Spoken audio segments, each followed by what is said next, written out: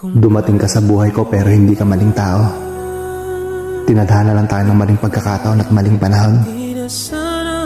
Kung dumating man ang isang araw na wala na tayong balita sa isa't isa, pahalagahan mo sana ang mga alaalang sabay natin binuo, na minsan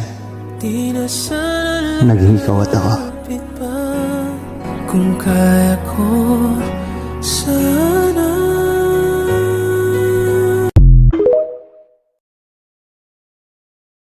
At nakaraan mo, tanggap ka at hindi sinusumbat sa iyo ang iyong mga kakulangan at nakaraan. Dinadala ka sa tamang landas ng buhay at sinusuportahan. Huwag tayong matakot mag-isa o mawalan ng kaibigan o kamag-anak.